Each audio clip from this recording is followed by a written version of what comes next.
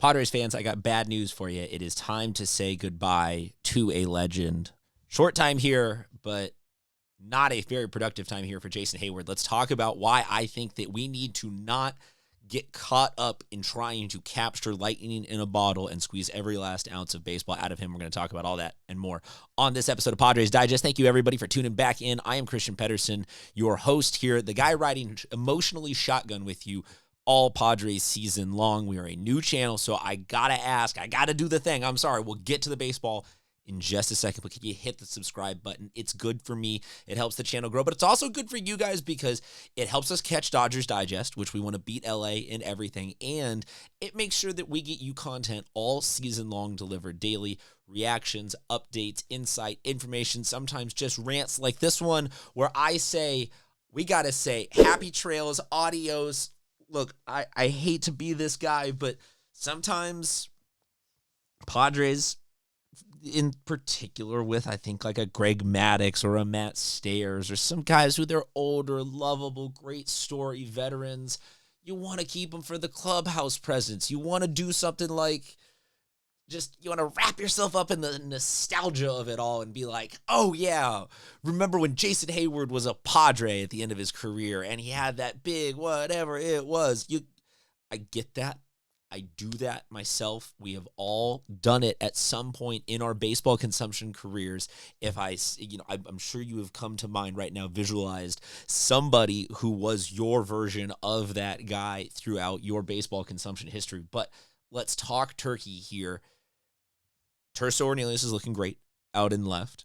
We've done tons of videos on him, so that's why I say subscribe. We've got all this content for you coming all season long. You can get more on Terso and more on all the other guys that are potentially platooning, and it's looking like the Padres are deep enough that they don't need a left fielder. Like they have a couple of guys. They need one of them to ultimately win it out and be the regular guy, but I think that between the three people that are not Jason Heyward, there is some sort of very serviceable MLB platoon. Let me show you Jason Heyward's numbers.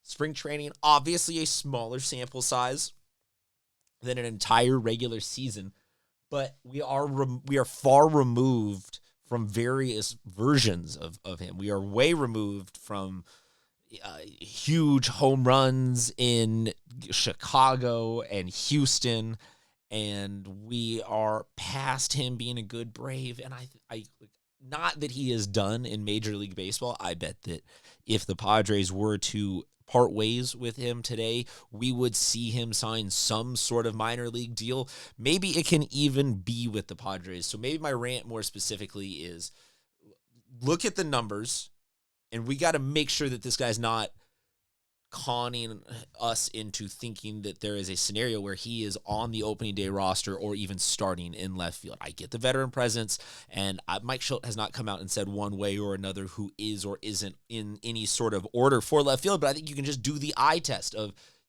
you look at this, just there's not a ton of production there. That's not what you want. You don't need the veteran presence when you've got Manny, when you've got Fernando. And I hate to be that guy, and I'm sure that at some point down the line I will be a hypocrite about all of this, and I will have some guy be a veteran like Heyward is and be someone that I'm like rooting for and saying, oh, like, yeah, great. I'm sorry. You can call me out when that happens. I look forward to having that conversation in the comment section with you. But for right now, I got to say, keep him off the opening day roster. Add youth, add exuberance, we have the veteran presence. We're good. Let's go. Let's move on, and let's get the future started with some sort of younger guy, multi-piece platoon. We have other videos on that. This is just the update on Heyward. Like I said, go check out all of those across the channel. Padres Digest we got here on YouTube. Just like, I'm going to show you these numbers one more time. And if I will challenge, if any of you have a take on why he makes this team better, or why he even just should make this team, or what the plus value is. I don't even need you to tell me whose spot he takes. We don't even need to get all that deep. Just if you can give me a bullet point as to why Jason Heyward should be on the 2025 San Diego Padres roster, I look forward to hearing from you in the comments section. Until then, make sure you hit that subscribe button. Thank you, everybody, for sticking around through all the spring training. Like I said, we got tons of videos on everybody else and everything going on in the San Diego Padres baseball organization. We'll talk to you soon, Friar Faithful.